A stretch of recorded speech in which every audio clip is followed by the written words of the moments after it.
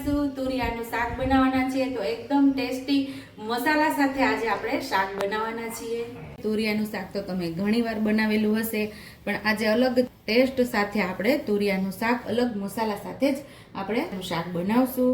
તો અહીંયા આપણે 500 ગ્રામ જેટલા તુરિયા લઈ લીધા છે અને અહીંયા 1 ચમચી જેટલી વરિયાળી લીધી છે, 1 ચમચી જેટલા સૂકા ધાણા લીધા છે, 1 ચમચી જેટલા આપણે તલ લીધા છે સફેદ, 1 લસણનો ગાંઠિયો ફોલી લીધો છે, 1.5 ચમચી જેટલી ગળપણ માટે ખાંડ લીધેલી છે અને 2 આપણે દેશી ટમેટા એટલે ખટાશ હોય છે એટલે ખાટું મીઠું અને ટેસ્ટી એવું આ તુરિયાનું શાક બનાવશું। લીલા ધાણા રેગ્યુલર મસાલાની અંદરથી મસાલાનો ઉપયોગ કરી અને ટેસ્ટી તુરિયાનું શાક આપણે બનાવવાનું। આ તુરિયાની છાલને આપણે બધી છાલને ઉતારી લેશું। આપણે આ છાલને ફેંકી નહીં દેવાની, આ છાલનો સંભારો પણ થાય છે। એની રેસીપી જોતી હોય તો તમે મને કમેન્ટ બોક્સમાં કમેન્ટ કરજો।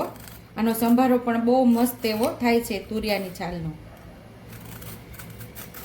તો બધી છાલ આપણે બધા તુરિયામાંથી ઉતારી લેશું। બધા તુરિયાની અંદરથી આપણે છાલ ઉખેડી લીધી છે। મસ્ત એવા તુરિયાની પસંદગી કરવાની એટલે આપણું શાક બહુ મસ્ત એવું થાય। એકમાંથી 4 ચીરિયા કરી અને નાના નાના ટુકડામાં આપણે શાકને સુધારી લેવાનું છે। તો બધાય તુરિયાને આવી રીતે આપણે સુધારી લેશું। જે તુરિયાનું શાક ન ખાતા હોય ને એને પણ આ તુરિયાનું શાક ખાવાની ખૂબ જ મજા આવશે। જો કેવા મસ્ત એવા કૂણા છે આપણા તુરિયા।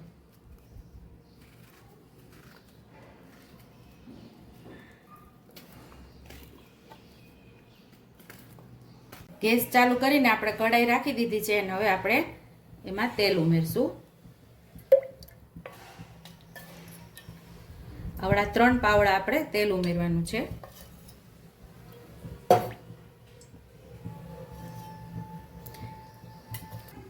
હવે શાક માટે આપણે ટેસ્ટી મસાલો તૈયાર કરી લેશું। સાઈડ ઉપર આપણું તેલ ગરમ થાય છે ત્યાં સુધીમાં વરિયાળી, તલ, આખા ધાણા, લસણ બધું ઉમેરી દેવાનું છે સાથે। ચપટી જેટલું આપણે મીઠું ઉમેરશું એટલે આપણો મસાલો મસ્ત એવો ખંડાઈ જાય। અડધી ચમચી જેટલું આપણે આમાં જીરું ઉમેરશું।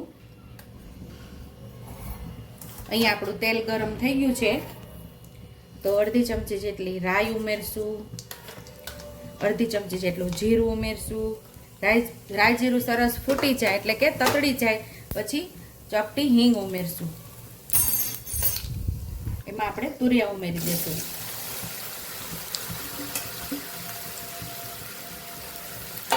સરસ આપણે સાતડી લેવાના છે। કાઠિયાવાડી શાકની અંદર તેલનું પ્રમાણ થોડું આગળ પડતું હોય છે। તમે તેલ ઓછું ખાતા હોય તો એ પ્રમાણે તેલ ઓછું વધતું તમે કરી શકો છો। આ બાજુ આપણું શાક સતળાય છે અને એક બાજુ આપણે મસાલો તૈયાર કરી લેશું। 1 ચમચી જેટલું લાલ મરચું પાવડર લેશું। મસાલાને બરાબર ખાંડી લેશું।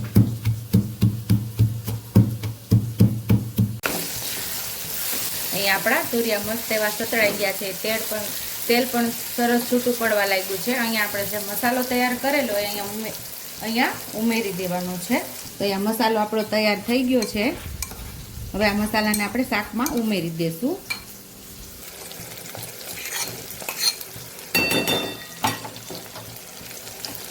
ટમેટા પણ સાથે ઉમેરી દઈશું।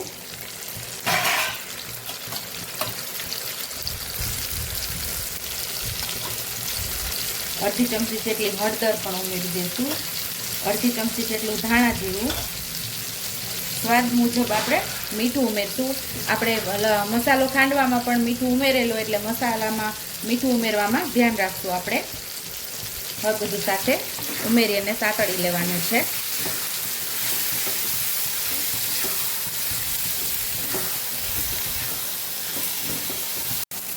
મસાલા સાથે તુરિયા સરસ મિક્સ થઈ ગયા છે અને એકદમ સરસ તુરિયામાં આપણો મસાલો પણ ચડી ગયો છે અને મસ્ત એવી શાકની ખુશ્બુ પણ આવે છે। હવે આપણે અહીંયા ગળ પણ ઉમેરી દઈશું। થોડા લીલા ધાણા ઉમેરી દઈશું। એ પણ સરસ આપણે મિક્સ કરી દઈશું।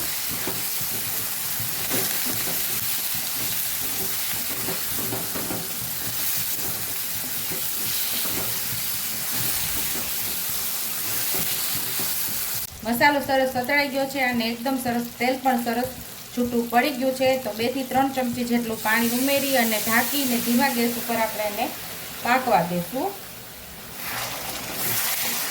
એટલે એકદમ મસ્ત એવા આપણા તુરિયા ચડી જાય. હવે સાવ ધીમા ગેસ ઉપર આપણે એને પકાવશું. ઢાંકણ ઢાંકીને ચડવા દેશું. શાક ખોલીને આપણે જોઈ લેશું.